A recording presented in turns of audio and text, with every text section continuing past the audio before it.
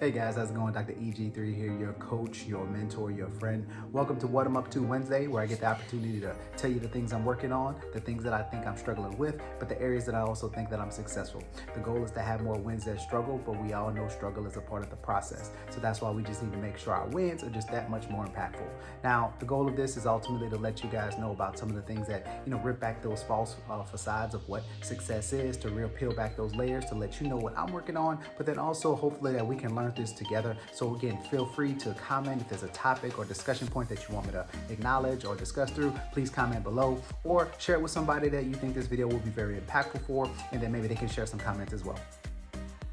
Now this What I'm Up To Wednesday is a little different because as you guys can tell, it's actually Thursday, but I didn't want to miss out on connecting with you guys. Now sometimes, what you're working on, you just got to come sometimes stay the course. I know sometimes in success culture, you feel that you're always got to be working on something, or sometimes we get caught up in the nature of has to be new, has to be innovative, has to be fresh. And guys, if we're honest with ourselves, sometimes we lose interest on some of the things. But what I've learned in life is that sometimes success, as much as we want it to be exciting and innovative and jovial, and just, exciting.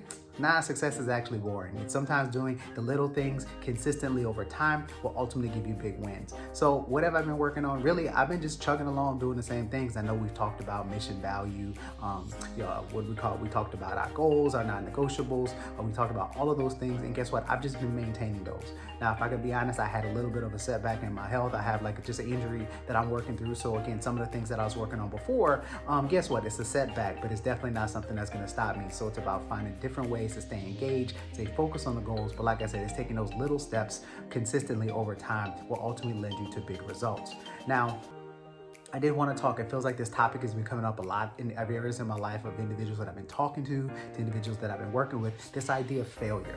I know that in today's success culture, failure is something that, we can't have. If you're not 6-0 on your record, you're not a success. Or if you don't have, all of your ducks in a row, or you have a misstep, then all of a sudden you're destined to fall from greatness. Well, I'm here to tell you, I'm a testimony to be able to say you can recover from failure, because failure is not final. Sometimes that failure that you are perceiving as being a failure was literally something that got you on a detour to be on the ultimate right path that you were ultimately supposed to be on.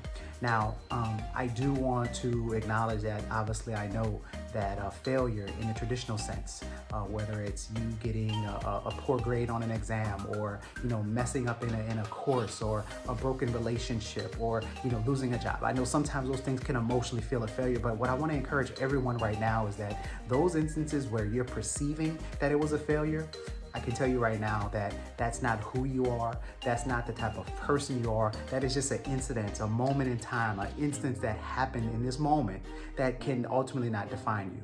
Now, we have to also recognize, though, that our perceptions of that failure could keep us stuck. And I want to acknowledge that. I want to honor that sometimes the feelings and the emotion attached to that incident is real. And what I'll say is this, is that I'm not trying to belittle it, or I'm not trying to minimize it, but what I will say is that sometimes it's okay to get that pint of ice cream, crawl up on the couch, rock back and forth crying your tears away, go to sleep. Sometimes taking a nap is great, 4 hours, but make sure it's no more than 4 hours. Get back up and let's try to, in fact, do better. Now, what I've tried to reframe failure, in my life is around the idea of when I don't feel like a success, or I didn't execute how I thought I was going to, or I had messed up on that assessment. I use that as a call internally for myself. I try to reframe that, is that at the end of the day, I try to fail quickly, and I try to recognize it as that is a call for me to be greater. So when I have those anxious feelings, or I feel nervous, or I feel concerned, or I feel as though I can't go on, I try to challenge myself to recognize who do I need to become, so that I can make sure that I pass that test, or to be able to pass that, that challenge, or be able to do so that I can feel like a success. Because that's really what it's about, is that sometimes it's not about the activity, it's about the idea of actually feeling like a success on the inside, irrespective of the actual outcome. Now, one way that I can look at this is that I might have a goal of, running a marathon. Running a marathon, or getting out there and, doing 26 miles. Now, you guys know this is a hypothetical, because that ain't my spirit, that ain't my gift. Maybe one day I'll work towards it. But really, it's about the 26 miles. But let me ask you this, if I chose, 6 weeks before my race to not get on the track, to not go put in some miles on a weekly basis, to not get on a treadmill, to not eat right, to not hydrate, I will probably fail at my goal of finishing that marathon. But it was all about my preparation, which really led myself to actually ultimately have that failure. Now, sometimes we need to reframe what success looks like, and sometimes it's not about the end goal, it's about our process to get there. So going back to the example of my marathon, if I 6 weeks ago, I never run a marathon. I'll probably need more than 6 weeks, 12 weeks maybe to prepare for that. But it's about creating the plan, deciding how many miles per week am I going to put in. Is that on the treadmill? Is that outside? Make sure I have the proper shoes. Maybe have to go to the doctor to make sure I'm in top shape to be able to do it. I would have to probably change my eating plan, my meal plans. I would have to change my hydration. I have to change my sleep schedule. I probably have to work a schedule out with the girls, because I'd imagine if I'm putting in a bunch of hours, I have to change that, right? I have to change our daily routines. But whether I'm successful at completing that race or not, I started to feel like a success in the process. Sometimes you can work very hard and not get the outcome that you're expecting. And sometimes we feel that the outcome is the determinant of where we're a success or failure. But what I will say is that your success is truly built in who you're becoming, so that you can be in a position for success.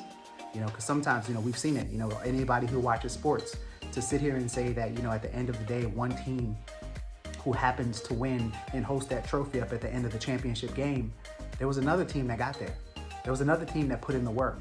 So to sit here and for us to think that just because an individual, team or someone didn't get that first place, that they're somehow less than a success, I think is a fallacy in our thinking right now. I don't subscribe to that. I don't believe in that. I believe it takes just as much work to get to the game than it does to win the game. Now, obviously, so many factors could occur. What about that one night? What about that 7-game series? What about that one race? Ultimately, that's hard. To not have that goal that you are working towards for. But I believe people are changed in the transformation through the process. So, hey guys, I just think we need to reframe what ultimately failure is like. We need to reframe, how the steps we can take to overcome it. But then ultimately, really guys, is that if you're gonna fail, just fail quick. That way you learn something. Because here's the thing about failure. We can get caught up in the emotions and the feelings of how we feel through that failure.